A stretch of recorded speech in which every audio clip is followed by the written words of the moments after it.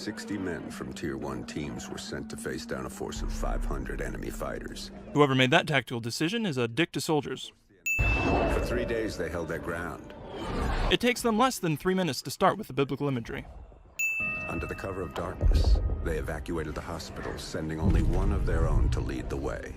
They should have evacuated the hospital earlier, with all 60 of their own to lead the way. As they lay in wait, the blood from the dead poured over them. Blood doesn't pour from dead bodies, it coagulates. Pretty quickly. The sand stuck to their skin like a shroud, changing them, anointing them. Sand has never been used to anoint. Ever. They were like hunters that couldn't be seen. Elias ineffectively uses a simile. When the dust and sand had settled, only one of the enemy had survived. He was picked up in the desert, wandering aimlessly, traumatized. He expressed warnings to others of a force so menacing and unbeatable, it could only be described as supernatural. He called them ghosts. Now, every night while his classmates were out scaring the daylights out of people, Casper would happily hop along, hoping to find a friend. Oh, trimmer there. Those things used to freak the hell out of your mother. The mother is completely dropped from the story. Dad, what's happening? Odin. It's Odin. Odin, the Norse Allfather, is smiting us! The end comes, as it was always going to, down a video phone. What the hell is Dad talking about? What's Odin? He's the Norse Allfather. It's Jam. We got the real jam going down. Push! Odin Control, the orbital weapons got a successful test fire ping. Worst segue ever. Hey, Baker, give me a hand with the unload.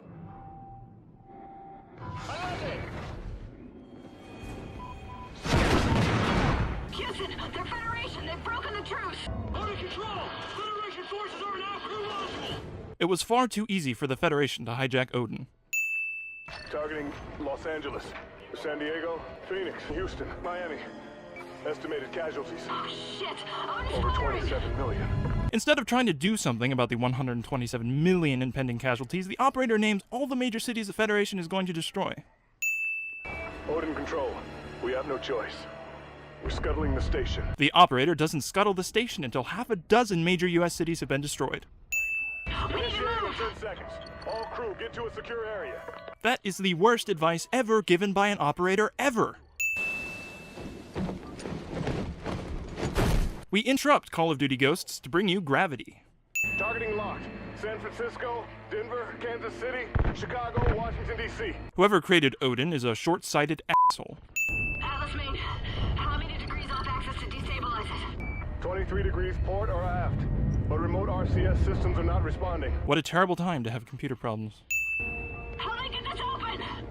Baker sits there with his in his hand until Kyra begs him for help. I promised myself I wouldn't point out the ridiculousness of the hits they take, but this is too ridiculous. They should be dead.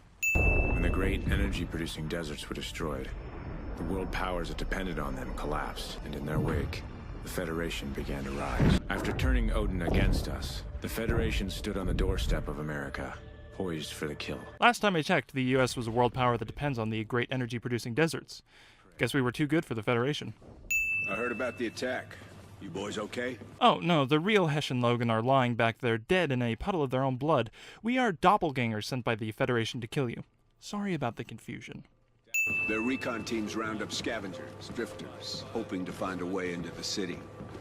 It's how they took Dallas practically overnight. Man, Elias just took a big info dump all over that bit of dialogue. You two are going to no man's land. Dad told us few men got to operate in no man's land. It was too dangerous, too unpredictable. If he was sending us out there, it must have been important to him. Still, I couldn't help but think this was another one of his tests. A lesson he was trying to teach us. Based on what Hesh said, either Elias is sending the only two people he can trust on an important mission, which frankly sounds like a suicide mission, or he's a dick. Either way, he's a dick. It's a third group in 20 miles. Ice here. Could be more. You're in no man's land. Of course there's going to be more enemies. They're best to sync with your camera feed. It'll help guide him. Where you want to go, he'll follow. Hesh waits until a dangerous mission to instruct Logan on the use of Riley's camera guidance system. The Norse Allfather is smiting us with his wolves!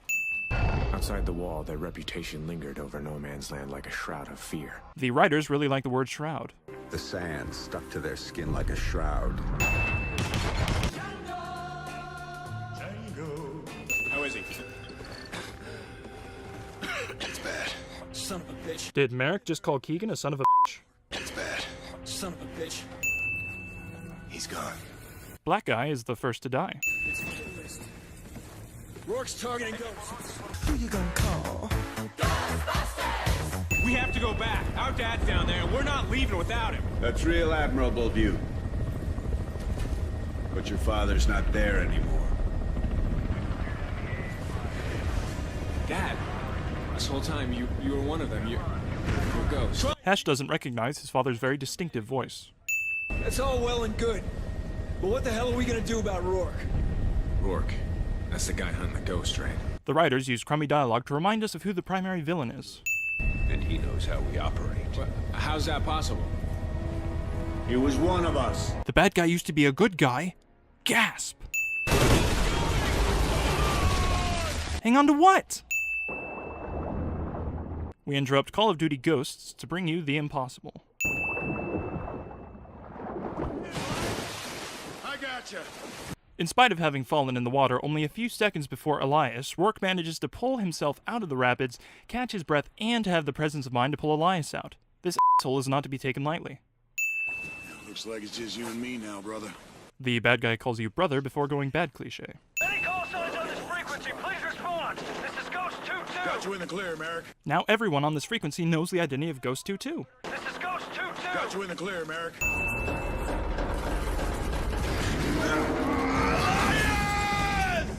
So what did you do? I made the hardest decision of my life. I let him go and saved the others. The hardest decision of his life is the worst decision of his life. There's a man in Caracas who knows where he sleeps. What an oddly specific and creepy thing to know. Discount 4th of July. 3, 2, 1, detach.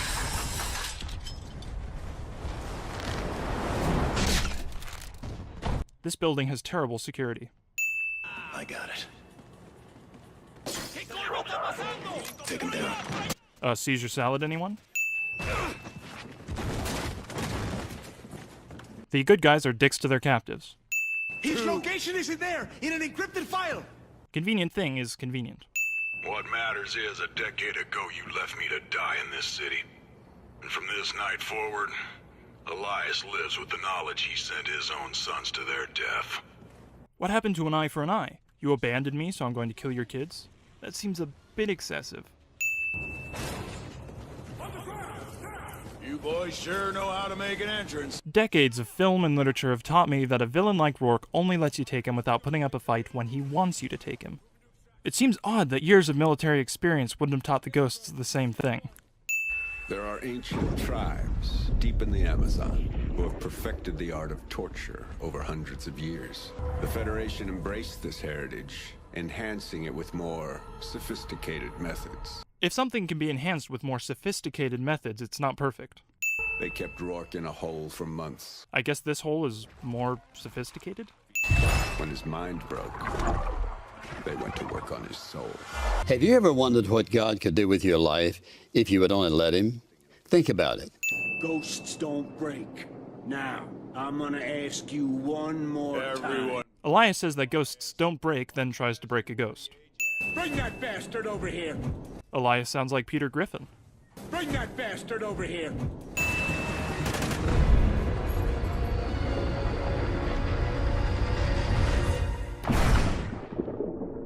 The character survives a jump off a waterfall cliche. The Atlas provides enough fuel to keep the Fed running for years. And I don't want you to take the Atlas. I want you to sink it. Seems to me like it'd be better to take it. The good guys could use all that fuel. Nobody in this game has respect for the dead. But the factory is still guarded by one ship. A destroyer packed with advanced weaponry. It's vulnerable in one place. The destroyer's engineers obviously never saw Star Wars. Copy 6-2. Sounds like you've caused quite a stir. A martini, shaken, not stirred. They might be after weapons and nuclear elements still on board. The writers can't be bothered to list specific nuclear elements because that means research. And through it all, hanging over me like a black cloud, was Rourke. Rourke has essentially become Kurtz from Apocalypse Now. Looks like some kind of satellite. Writers are vague about the type of satellite because they couldn't be bothered to research satellites. Give us a look at the main unit. Whose main unit? Logan, look at me! Look at me, son! That's right. You look at him. That's it. Show him how much pain he's causing you. Elias tells Logan to look at him, then immediately looks away because Rourke taunts him. Lieutenant Mack, please report to the flight deck. When the assault starts, we need a ghost team on the ground. Hesh doesn't follow standard firearm procedure. He pointed his gun right at Riley. Merrick, missiles away. We got a lead on Rourke. We're going after him. Negative, Hesh. Return to rally point. We'll track him down together. Sorry, Merrick. Your mission's complete. Hesh disobeys direct orders and jeopardizes his life and Logan's to slake his desire for revenge. Icarus actual. Ground mission successful. They're flying down here. Start your attack. Hopefully the Icarus doesn't fly too close to the sun. It's big. Command, there's a whole ring of Federation satellites and they're all powering up. The Federation has blockaded the planet, so I guess the writers have seen Star Wars. And maybe only the shitty ones. Dad taught us many things, but one lesson always stood out. Good men are defined by the choices they make. Developers spoon-feed the player a lesson to make them feel good about spending the last 4 hours shooting virtual people who have virtual wives, virtual kids, and virtual houses. Tell Rourke we're coming for him. Why don't you just tell me yourself? You're done, Rourke. Hesh is addicted to TVs. Rourke's pinned! He knows we're coming! Yeah, of course he knows you're coming. You told him you were coming like 7 minutes ago. Come on, Rourke's still conscious? How is that even possible?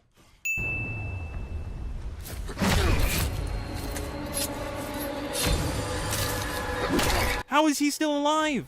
Don't give me the he was wearing a bulletproof vest bullshit. There was blood when Logan shot him in the chest. This asshole should be long dead. There ain't gonna be any ghosts. We're gonna destroy him together. You know, there's no guarantee that Logan will turn. Unlike Rourke, Logan wasn't abandoned by the ghosts, and he has no beef with them. He has no motive to turn. In fact, he is the exact opposite. Rourke killed his father and really screwed things up. The chances of him turning are like 0.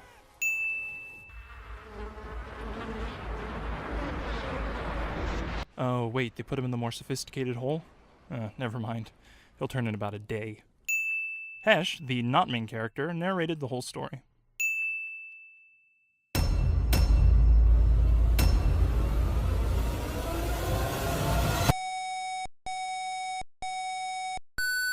This way, Logan! Climb over! Something's out here! Get inside! This place isn't gonna take much more of that. Get across! Quick! Keep running! We can get through this! Through that house! Just keep running! Look out! Shit! You're bleeding! Watch out! Down the alley! The city's falling apart. It looks like this is the only way to go. It's gonna break apart! Run! Jump! Get him! Get that guy!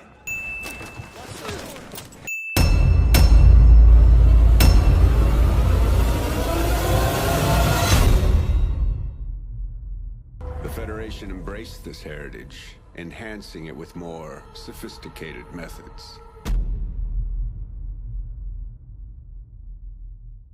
Get to the chopper!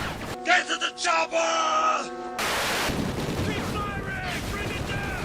Bring it down! Bring it down! Bring it down! Are you my mommy? Mommy. Bring that bastard over here. First one to talk gets to stay on my aircraft! Oh! They expect one of us in the wreckage, brother. Have we started the fire? Yes. The fire rises.